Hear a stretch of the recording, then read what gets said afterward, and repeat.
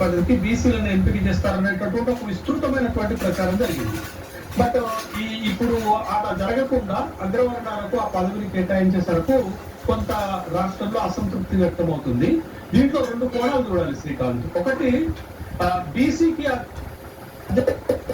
చదువు అని అనుకున్నారు, ఇవ్వలేదు. రెండోది, ఒక ఎంబీసీని ఒక నామినేషన్ కూడా వేయనివ్వలేదు.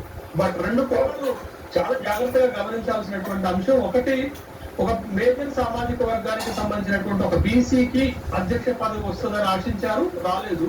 రెండోది, ఒక ఎంబీసీ కులానికి చెందినటువంటి మరొక బీసీ, బలమైనటువంటి నాయకుడైనటువంటి మరొక బీసీని కనీసం నామినేషన్ కూడా, అధ్యక్ష పదవికి నామినేషన్ కూడా వెయ్యలేనటువంటి ఒక పరిస్థితిని భారతీయ జనతా పార్టీ రాష్ట్ర ఆఫీసులో క్రియేట్ చేశారంటే అది ఒక రాంగ్ సంకేతం ప్రజల్లోకి వెళ్ళిపోయింది, ముఖ్యంగా బలహీన వర్గాల్లోకి వెళ్ళిపోయింది అనేటటువంటి విషయాన్ని గమనించాలి. కాబట్టి అటు ఈ కార్యక్రమానికి ఈటెల రాజేందర్ అటెండ్ అవ్వలేదు. అటెండ్ అయినటువంటి రాజా సింగ్ తన అసంతృప్తిని వ్యక్తం చేస్తూ ఏకంగా రాజీనామా లేఖనే కిషన్ రెడ్డికి అందించి వెళ్ళిపోయినటువంటి సందర్భం ఉంది. ఆ సందర్భంగా చేసినటువంటి వ్యాఖ్యలు కూడా చాలా కీలకంగా ఉన్నాయి. అయితే ఇక్కడ ఏంటి అంటే బీసీలకు ఇస్తారని అనుకుంటున్నటువంటి సందర్భంలో బీసీలకు ఇవ్వకపోవటం వల్ల అది ఒక పెద్ద వివాదంగా మారింది, పార్టీకి నష్టం చేసేటటువంటి అంశంగా మారింది. ఎందుకు మారింది అని అంటే 2014 శాసనసభ ఎన్నికల్లో కానీ 2018 శాసనసభ ఎన్నికల్లో కానీ తెలంగాణ రాష్ట్రంలో భారతీయ జనతా పార్టీ సాధించిన విజయాలు ఏంటి?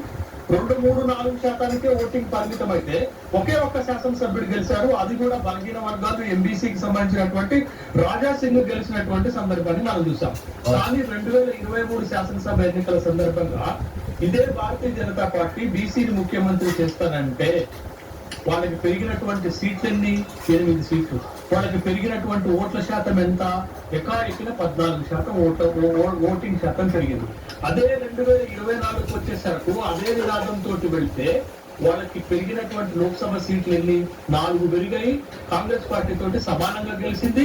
అతి ముఖ్యమైన విషయం 35% ఓటు బ్యాంకును పెంచుకుంది. అంటే బలహీన వర్గాల స్టాండ్ తీసుకోకముందు ఆ పరిస్థితి ఏంటి, ఆ పార్టీ పరిస్థితి ఏంటి, బలహీన వర్గాల స్టాండ్ తీసుకున్న తర్వాత ఆ పార్టీ ఎదిగినటువంటి క్రమం ఏంటి ఒక్కసారి చూడాలి.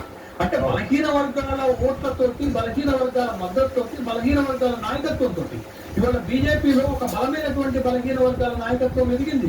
అది ఈటెల రాజేందర్ రూపంలో, తర్వాత బండి సంజయ్ రూపంలో, అరవింద్ రూపంలో, కె లక్ష్మణ్ రూపంలో ఎదిగింది. కానీ అవకాశాలకు వచ్చేసరకు ఇవాళ రాష్ట్ర అధ్యక్ష పదవి అగ్రవర్ణాలే, ఎంపీ లీడరు అగ్రవర్ణాలే, కేంద్ర కేబినెట్ లో అగ్రవర్ణాలే.